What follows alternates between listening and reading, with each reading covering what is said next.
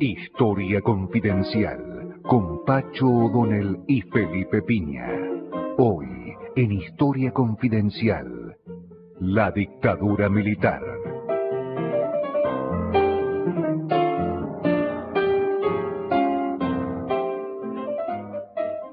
Hola, buenas tardes. ¿Qué tal, Felipe? ¿Cómo estás? Bien, muy bien, por suerte. Bueno, vamos a hablar de la dictadura militar. Ya pasó el 24 de marzo, pero nosotros creemos que es un tema permanente, ¿no? Sí, la memoria. Yo soy hijo menor, así que yo siempre pienso que uno tiene que hablar cuando los demás no hablan.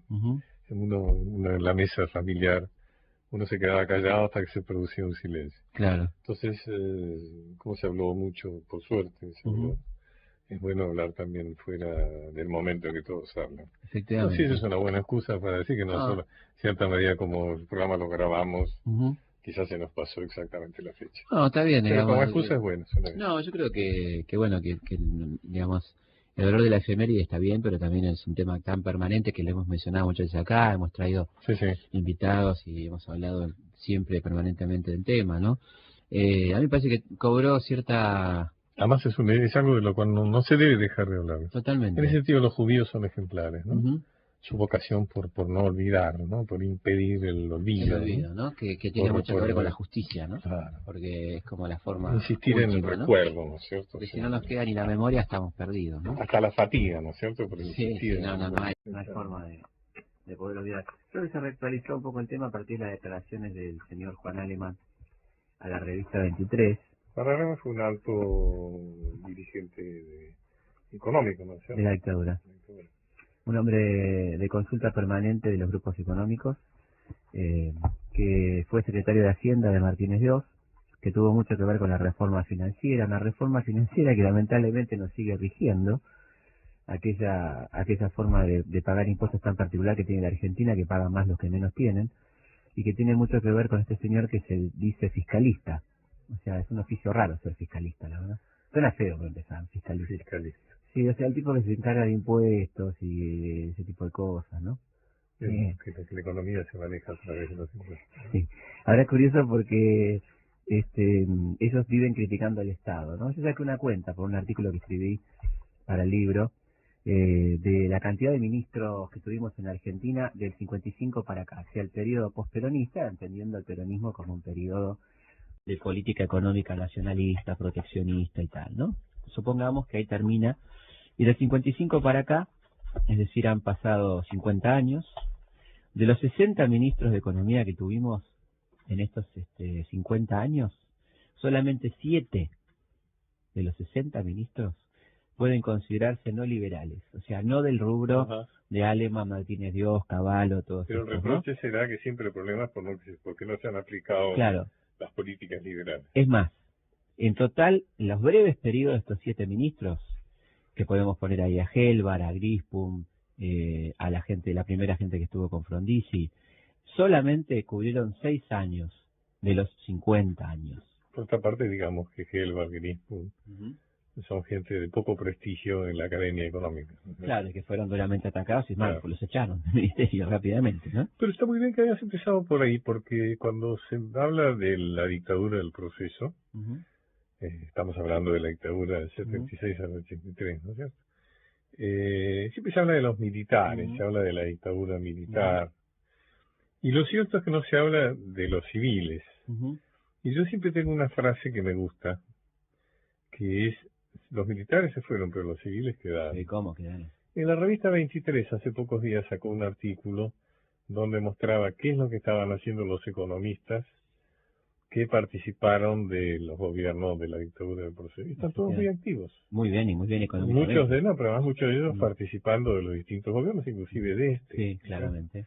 O sea, de gente de los militares, creo que hay más de 100 militares presos en esto. Ha habido una gran impunidad, digamos, pero digamos que los principales responsables de alguna manera no la han pasado bien. Quizás no la han pasado todo lo mal que deberían haberlo pasado. Lógicamente. Pero digamos no la han pasado bien. Ahora los Martínez de Oz, los Cavallo, todos los demás han sido absolutamente disculpados. Y lo curioso es que hablan, yo creo que esto tiene una razón de ser, y es básicamente que las políticas de la dictadura del proceso favorecieron a quienes de alguna manera siguen teniendo el poder. Claro, porque fueron hechas para ellos. Claro, en cambio digamos que se sanciona Videla, que se sancione al poder económico de hoy no le afecta en absoluto, pero sí le afecta que de alguna manera se produzca un recambio de quienes de alguna manera les han sido muy fieles y muy útiles y muy funcionales, ¿no? Claro, y el agravante, digamos, es que estos señores, digamos, que podían argumentar a su favor, que colaboraron con la dictadura pero que no estaban de acuerdo con los métodos, no es así. Porque no se enteraron. Están de acuerdo con los métodos. Este señor,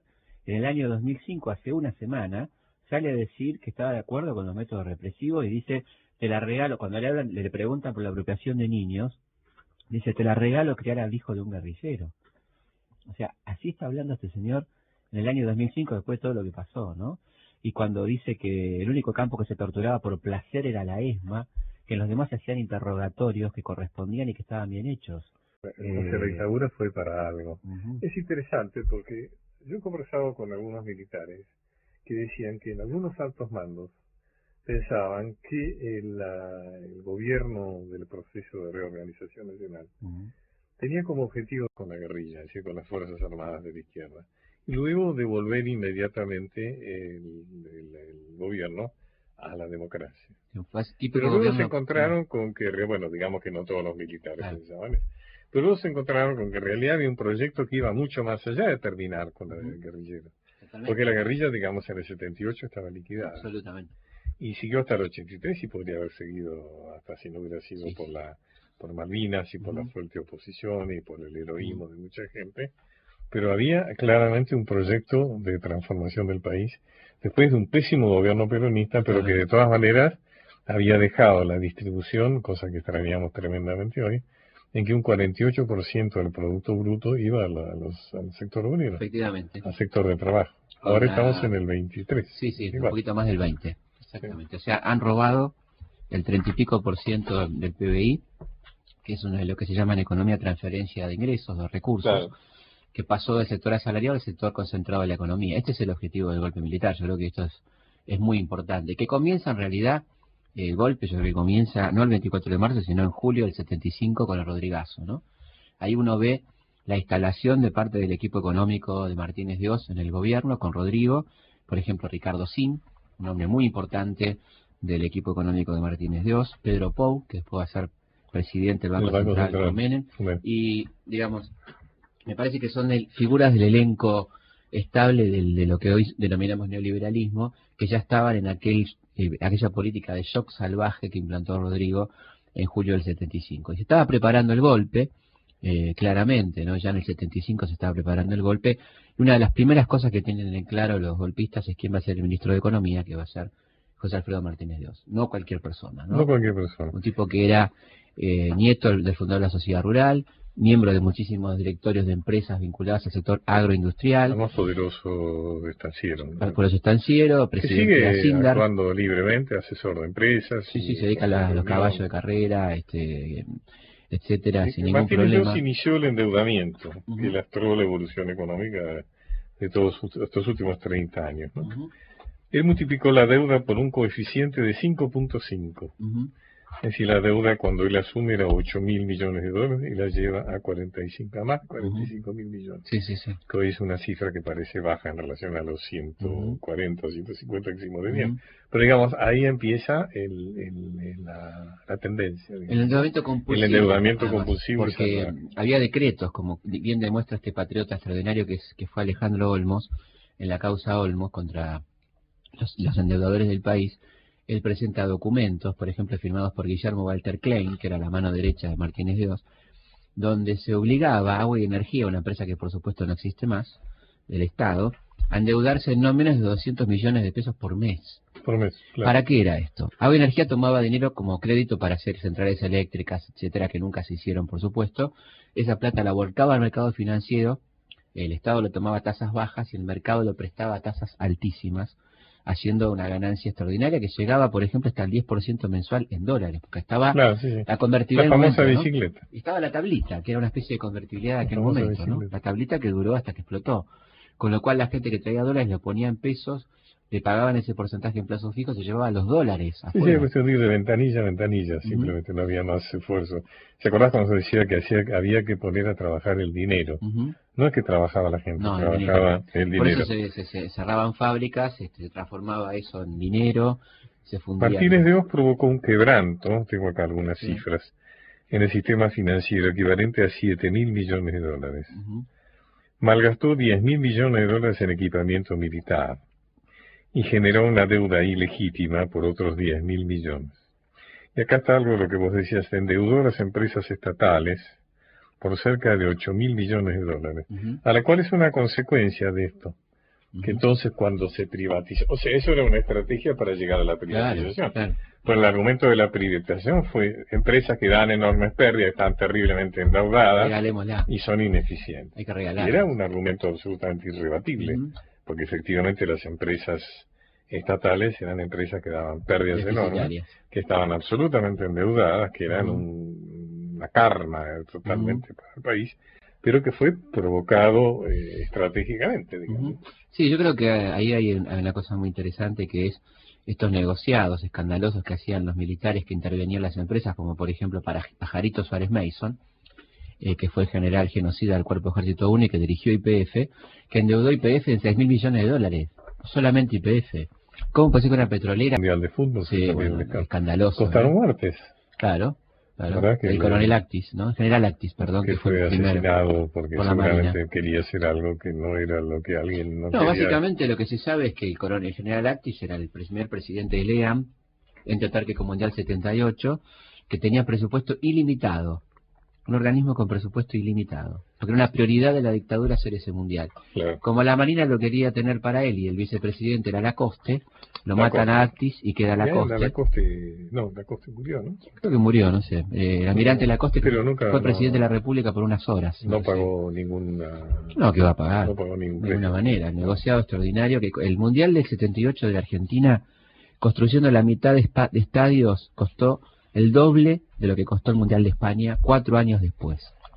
Sí. Es decir, que fue un robo extraordinario al Estado argentino. Fíjate que todo esto que estábamos diciendo se hizo en función de una cobertura científica, que era que supuestamente se estaban poniendo en práctica las más modernas teorías económicas. Efectivamente. ¿No es cierto? Que eran las teorías de Friedrich von Hayek y Milton Friedman. El monetarismo. El monetarismo, la revolución neoliberal. O sea que lo que se hacía por el bien de todos, en función de que había gente que había estudiado estas nuevas teorías económicas que venían a traernos la felicidad. Efectivamente.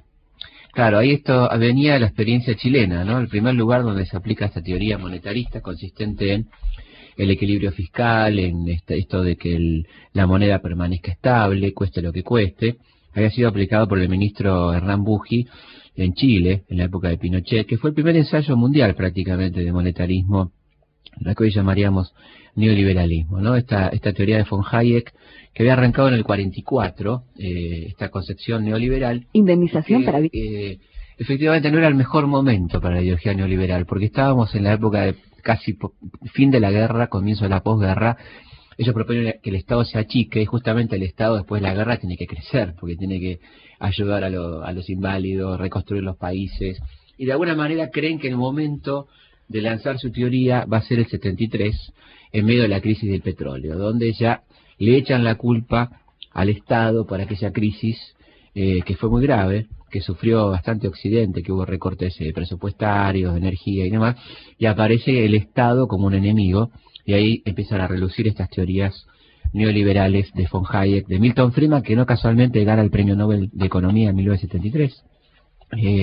Y ahí se lanzan toda esta parafernalia. Pero digamos, como decía, que esto tiene que ver con los petróleos, es decir, el aumento del precio del petróleo y la necesidad mundial de petróleo hace que los países árabes tengan un superávit extraordinario, los conozcan en los bancos occidentales, que tienen las arcas llenas de petrodólares, y entonces ¿qué encuentran? Va a entregárselo a los países periféricos. Tengo acá una cifra. En 1960, el conjunto de América Latina debía 7.200 millones de dólares, todos los países de América Latina. En 1970 esa cifra pasó a 20.000 900 millones. O sea, un crecimiento importante, sí, pero de todas manejable todavía. Ahora, vos hablas de las fechas, 1973, etcétera. Fíjate vos que solo 10 años después, el pasivo de la región, con Argentina, Brasil y México absorbiendo el 80%, llegaba a 243.000 millones de dólares. Había pasado de 20.000 a 243.000 millones de dólares. Imagínate lo que fue pasando. La llamada década perdida, ¿no? Donde se obligó a los estados latinoamericanos a endeudarse. Para gobiernos como estos, como para la Argentina, el proceso, que no tenía ningún control legislativo, no había nadie controlando, no había ni oficina anticorrupción, ni Cámara de Diputados, ni Cámara de Senadores, ni nada, no había absolutamente ningún control, y el que pretendía controlar automáticamente se volvió un guerrillero, eliminar o un subversivo. ¿Te imaginas con esta oferta tremenda de irresponsable, absolutamente, de los bancos internacionales que vienen a ofrecer dinero? Era una fiesta de la corrupción, ¿no? Hay un dato realmente dramático y contundente, ¿no? Al gobierno de Isabel se habían negado los créditos del Banco Mundial, del Fondo Monetario, desde mediados del 75 prácticamente, y al otro día de la asunción de Videla, el 25 de marzo del 76, el Fondo Monetario aprueba un crédito puente para la Argentina. Es decir, que Martínez de Oz llegaba ya con, no había asumido todavía, la asume el 2 de abril, llegaba con un crédito bajo el brazo del Fondo Monetario que evidentemente estaba avalando este golpe de Estado en Argentina, ¿no? Conociendo el futuro plan económico del futuro ministro que iba a quedar en la historia, ¿no? Con la tablita, con la 1050, que es muy interesante, porque cuando yo entrevisté a Martínez de Oz, le pregunté cómo fue la historia de la 1050, que era una ley, una ordenanza al Banco Central que permitía la indexación de los créditos hipotecarios según la tasa de inflación, etcétera, una serie de componentes que hacían impagables los créditos hipotecarios. Entonces él me contestó que cuando empezó a dispararse un poco la inflación, heredada, decían ellos, del gobierno de Isabel, lo cual en parte era cierto, quisieron encontrar un mecanismo de indexación y le pidieron a las fundaciones amigas, es decir, IDEA, la Fundación Mediterránea, los que están siempre, ellos mismos, que le mandaran IDEA, y que la que más le conformó era una que mandó la Fundación Mediterránea, firmada por un joven economista de nombre Domingo Felipe Cavallo, que se transformó en la circular 1050. Así que la 1050 es obra de Domingo Felipe Cavallo, una de las obras del terror de Domingo Felipe Cavallo. Vale la pena recordarlo, ¿no? Yo me acuerdo de Rodolfo Graciano, Walter Graciano. Rodolfo Graciano es un hombre del teatro, Walter Graciano, que estuvo acá con nosotros. Yo le escuché afirmar que Cavallo había hecho esa cosa con absoluta conciencia de que estaba haciendo algo en contra del país. Yo también creo lo mismo. Como la etatización de la deuda privada. No tengo dudas. Recordemos, porque ha pasado tiempo y hay mucho que no se escucha, que las empresas privadas argentinas al final de la dictadura tenían enormes deudas con bancos extranjeros. Y lo que hizo Cavallo fue transferirle toda esa deuda a usted, a mí y a Felipe. Exacto. Es decir, que las deudas de las grandes empresas fueron pagadas por nosotros, limpiamente, sin ninguna aditamento. Con el argumento que si no quebraban, lo que hacen siempre, ¿no? Sí, con el tema se van del país, echan gente, lo mismo de la siempre, misma historia, ¿no? Bueno, Cavallo vuelve a repetir la historia con el tema del corralito. Efectivamente. Porque se trata de salvar a las empresas de los bancos, aunque se muera mucha gente, aunque mucha gente pase a la indigencia, ¿no? Efectivamente. Es interesante porque uno podría plantear a esta gente que se preocupa tanto por la desocupación, en teoría obviamente, ¿por qué el Estado no crea un seguro de desempleo que sería mucho más barato, ¿no? Porque sostener a empresas chantajistas con esto de que se van del país sale mucho más caro. Yo suponete, vos tenés una empresa que te amenaza con que se va y tiene 1000 empleados, bueno, que el Estado se haga cargo de pagar esos sueldos, va a ser más barato, ¿eh? Va a ser más barato, seguramente. Los subsidios que tiene que darle. Claro, la exención impositiva, todo ese tipo de cosas. Es un chantaje a los que nos vienen sometiendo. Recordemos para que de alguna manera estos señores de la economía, no todos, porque de las finanzas son una calecita. Hace poco lo decía Bergoglio, ¿no? Los que sacan la misma, ¿cómo se llama? La sortija.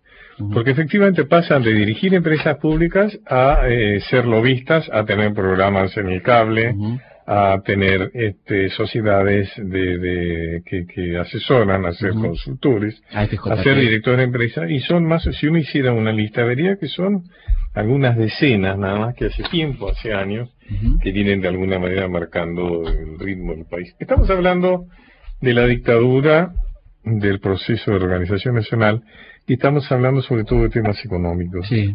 Ahora, lo interesante es para juntar esto con el tema de la represión a todos los 30.000 desaparecidos, digamos que este cambio económico, esta instalación de un nuevo sistema, es tan feroz que era indispensable que hubiera la represión que hubo. Como así también había que impedir las movilizaciones gremiales, entonces se pusieron presos a muchos dirigentes gremiales, se sobornó, seamos sinceros, a demasiados dirigentes gremiales de análisis que están dispuestos a transar cualquiera, y además se mató y se desapareció a muchos de los dirigentes gremiales más combativos. Y de base, ¿no? Las comisiones internas de comisiones internas. La comisión entera de Mercedes-Benz, la comisión interna entera de Grafa, fueron desaparecidas. Era una etapa de miedo, o sea, todo esto fue posible por el terror. Claro, yo creo que es interesante remontarse... Es decir, una sociedad impregnada de miedo, que no salía a la calle. No. ¿Te acordás que no nos dábamos los teléfonos porque si uno aparecía en una agenda de alguien que era tomado, era muy probable que todos los de la agenda les pasara algo? Totalmente. Había miedo de andar por la calle, o sea, el terror se había instalado. Mientras el terror se instalaba en la sociedad, estos señores armaban todo este proyecto de país en su beneficio. Yo creo que y que seguimos pagando las consecuencias. El gran problema de la clase dirigente argentina, de los Aleman, los Martínez de Oz, toda esta gente que eran representantes de una clase social privilegiada históricamente, era ese reparto de la riqueza del 49.5, luego el 48, en favor de los trabajadores, ¿no? Ese empate táctico del que habla Portantiero en un libro, donde dice empate táctico en distribución de la riqueza, único en América Latina, llevó a que, sumado a la movilización gremial de un gremialismo honesto y sobornable, en muchos casos, un Tosco, un Salamanca, gente que trabajaba en favor de los trabajadores, un Atilio López, tantos dirigentes peronistas de base, que evidentemente hacían temer por el futuro a esta gente, ¿no? Que venía un cambio en serio, que podría venir, lo cual sumamente discutible, pero evidentemente había un cambio en la mentalidad de la sociedad argentina en aquel momento, y ahí se apuntó, y no por nada la mayoría de los desaparecidos son trabajadores, ¿no? Así porque eso es importante desmentir. O sea, no había 30.000 guerrilleros.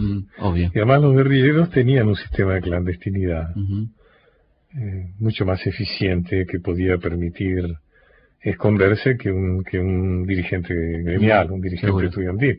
La prueba está que lo tenemos a Firmenich vivo, dando conferencias de prensa y demás. Mientras, o sea que la gente, además, la enorme mayoría de la gente fue sacada de las camas de sus casas, o de su trabajo. Claro. No es que fueron a buscarlos en las cuevas, la enorme mayoría de los 30.000 fueron sacados de las camas, es decir, que no eran gente que estaba escondida en la clandestinidad. Sí, a mí lo que también me parece sumamente interesante y que es muy incómodo el tema, ¿no? Pero que vale la pena a esta altura de las circunstancias, estamos por cumplir 30 años del golpe, es el rol de la sociedad en aquella época, ¿no?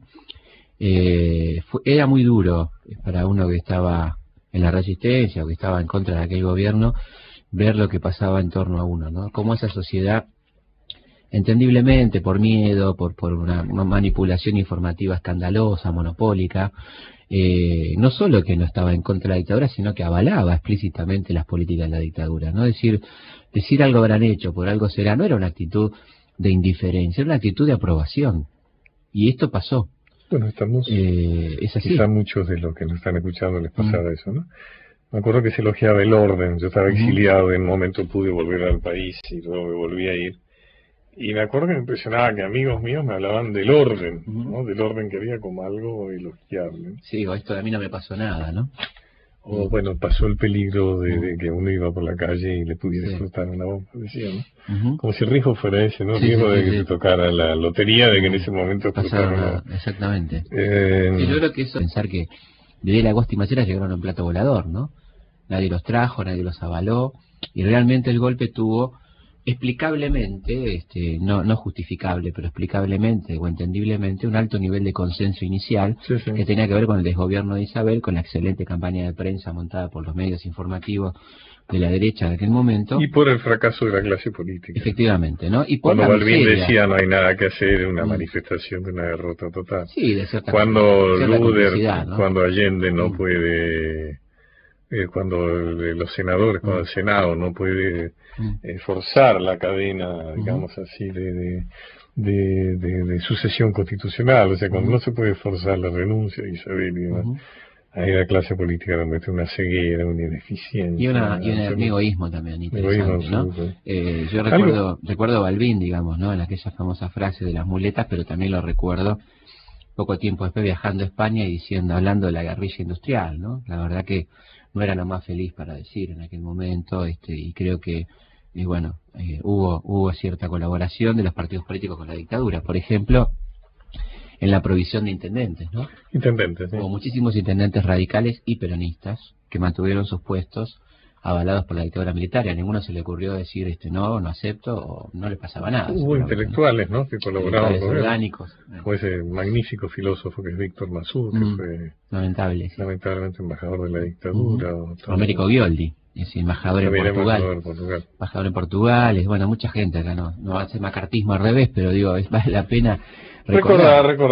Sí, gente que ha hecho mucho daño, ¿no? Chiche Helblum en la revista Gente, que fue una cosa lamentable en aquel momento, ¿no? Que tenía un programa llamado Memoria, lo cual a mí me ponía muy nervioso porque había que empezar haciendo memoria con él, ¿no? Pero bueno. No sigamos. Pero bueno. No sigamos haciendo nombres. No, pero sí, digamos, yo creo que vuelvo a lo mismo, más allá de ciertos provocadores o de ciertos intelectuales orgánicos. La sociedad en su conjunto estaba un poco de acuerdo con lo que estaba pasando, y avaló ciertamente. Y si no hubiera sido por la crisis terminal de Malvinas, evidentemente, como bien decís vos, la dictadura hubiera durado más. A mí no me cabe ninguna duda. Sí, había ciertos movimientos internacionales que fue Estados Unidos, ¿no? Tuvimos la suerte de que el presidente fuera Carter, que llevó adelante una política de derechos humanos importante, ¿no es cierto? Con Patricia Derian y demás, o sea que eso también ayudó, contrariamente al gobierno comunista, que fue absolutamente aliado del gobierno de Videla. Eso hay que recordarlo. Moscú y el Partido Comunista Argentino fueron aliados de Videla. Sí. O sea, cuando vos eras comunista y eras reconocido por el partido, no te pasaba nada. Yo creo que es interesante. Eso tiene que ver con el negocio del trigo, ¿no es cierto? Que Rusia estaba viviendo un complot internacional en que se había decidido un bloqueo de no negociar con... Y la dictadura argentina le vendía trigo, entonces Moscú podía negociar la supervivencia de los miembros del Partido Comunista. Sí, o votar en contra de las condenas argentinas en las Naciones Unidas, claro, ¿no? Por derechos humanos. Estrecha relación entre Moscú. Es importante distinguir, yo creo, porque me parece que bastante así, la actitud de la conducción del Partido Comunista argentino, que fue absolutamente lamentable, y de apoyo de la dictadura prácticamente, o por lo menos de omisión, y de muchos militantes de base, obreros, que fueron desaparecidos y encarcelados, que no respondían necesariamente a aquella conducción, ¿no? Pero la actitud de Moscú y del Partido Comunista Argentino, su conducción fue lamentable, porque empezó antes, ¿no? Cuando distinguía entre militares patriotas y no patriotas, y a Videla lo consideraban un patriota. Sí, además había una división muy extraña de militares duros y militares blandos, que había apoyado a los militares blandos, que era Videla. Fíjate que Blando era Videla, contra los militares duros, que Suárez Mason, Menéndez. No sé quién es.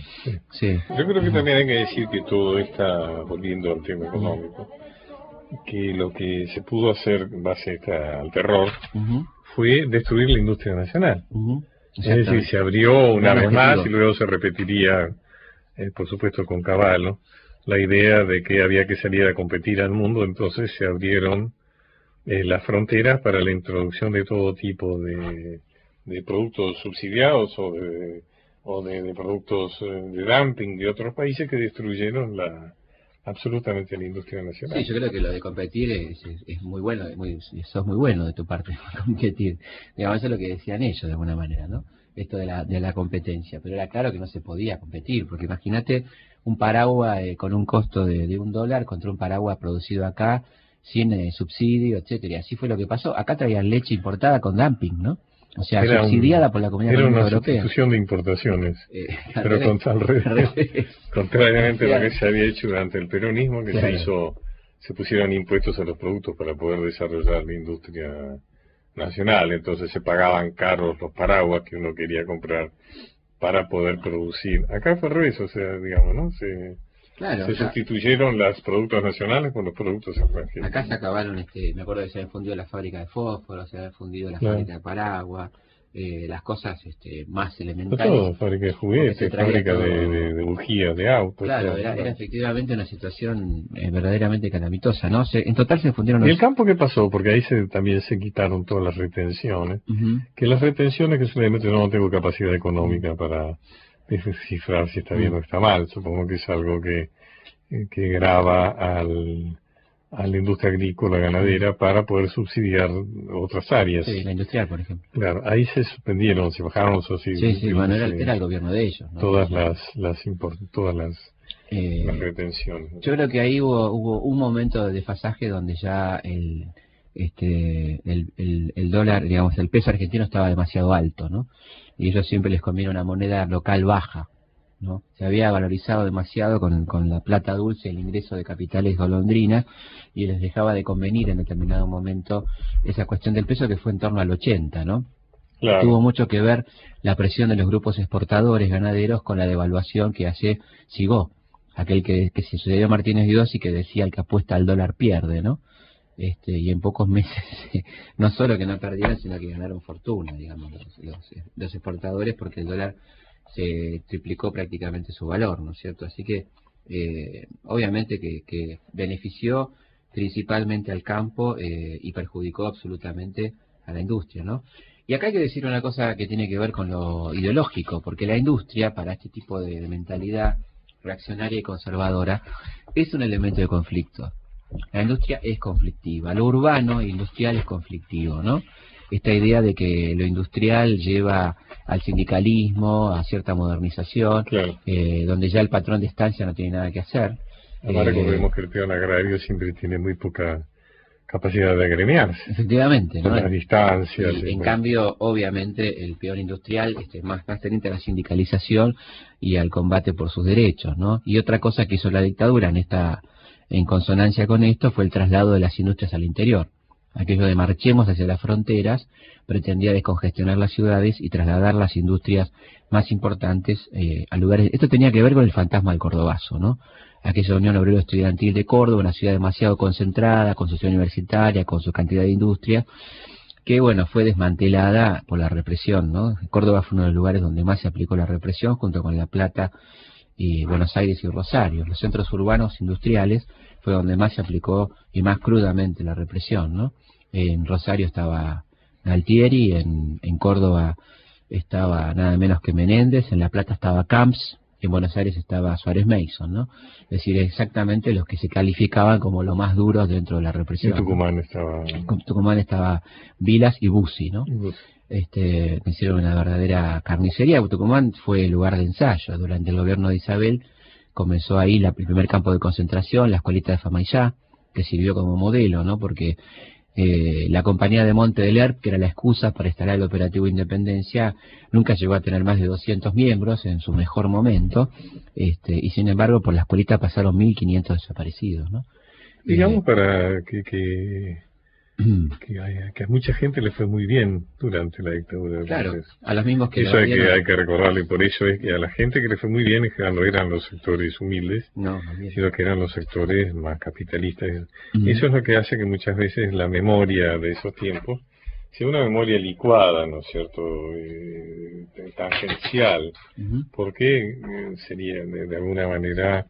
La dictadura del proceso fue una dictadura muy inteligente. Absolutamente. Por ejemplo, su acción en el campo cultural fue muy inteligente, fue realmente devastadora, pero fue muy orgánica, fue muy pensada, muy estratégica. Yo creo que estábamos hablando de la conexión entre represión y modelo económico, que me parece fundamental entender esto. El tema de Roca ¿no? lo sacaste porque te invité a dar la primera clase del curso que es sobre Roca. Porque la primera actividad de esta cátedra va a ser la historia del siglo XX y que se va a llamar de Roca a Duhalde, ¿no? Pasando por claro.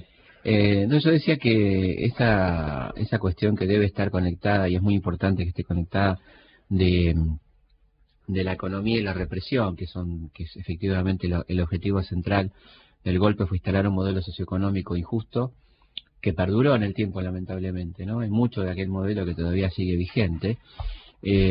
También hay que decir el contexto internacional en que se da el golpe, ¿no? Que creo que es fundamental para entender un poco la cosa medio inevitable de aquel golpe militar en términos de geopolítica, ¿no? Claro.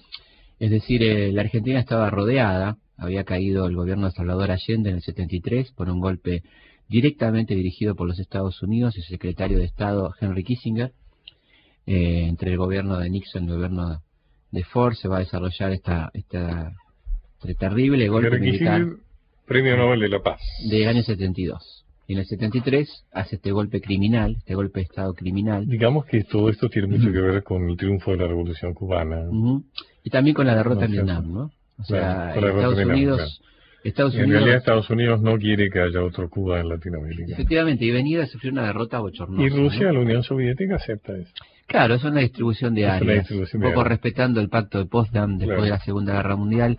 América Latina para ellos, Europa Central para los rusos y algunas áreas de influencia de Asia. Porque es un efecto dominó, ¿no es cierto? Caen prácticamente todos los gobiernos de América Latina y son reemplazados por dictaduras militares. Claro, inclusive la Argentina, que se coordinan entre sí en el Plan Cóndor. Claro. Argentina estaba sobre la historia, sobre la idea de la doctrina de la defensa nacional. Es decir, los ejércitos ya no están preparados solamente para luchar contra enemigos exteriores, sino fundamentalmente contra enemigos interiores. El enemigo interno, ¿no? Claro. Bajo una dictadura militar, ¿no? Entonces, la influencia de los Estados Unidos en el golpe argentino fue muy importante. De hecho, cuando el canciller del gobierno de Videla, Bussetti, viaja a Chile a la conferencia de ejércitos americanos, a fines del 76 todavía gobernaba el presidente Ford, le pregunta a los asesores militares norteamericanos, le preguntan cómo va la represión y cómo va la lucha contra la subversión en Argentina, y entonces le dicen los norteamericanos a Bussetti, apúrense a terminar la tarea porque va a cambiar el gobierno en Estados Unidos y va a venir con una política fuerte de defensa de los derechos humanos. Cuando vuelve Bussetti, comenta esto en la Junta y se produce uno de los récords de desaparición de personas y asesinatos de personas a partir de los consejos dados por los militares norteamericanos al canciller, el almirante Bussetti. Creo que es interesante recordar esto porque se suele ver el golpe argentino como una cuestión local, como si no tuviera conexión. Y como bien vos decías, Pacho, el Plan Cóndor es un ejemplo acabado de la conexión de la CIA con los gobiernos locales, que por ejemplo trasladaba la represión a los países donde estaban los exiliados, ¿no? Hubo operativos en Francia, operativos en España, operativos en Perú, en Brasil, en Venezuela, para capturar exiliados políticos argentinos, ¿no? Y asesinarlos, por supuesto. Y esto era el Plan Cóndor, ¿no? Hay varios uruguayos que se tomaron acá en Argentina, chilenos, etc. Claro, yo creo que es importante ver... Era un plan de ver... articulación, ¿no? Era una guerra continental. Y la otra cosa quizá... Por otra parte, una situación muy paranoica, ¿no es cierto? O sea, digamos, como dijimos, no se perseguía a los comunistas. Curiosamente era una guerra contra el trapo rojo, pero los comunistas estaban exceptuados de la... Era una guerra con todo aquello que apareciera como molesto, ¿no? Y que tuviera algún riesgo. Por ejemplo, el peronismo combativo se lo combatía porque se suponía que tenía riesgo de transformarse en un movimiento marxista. Claro.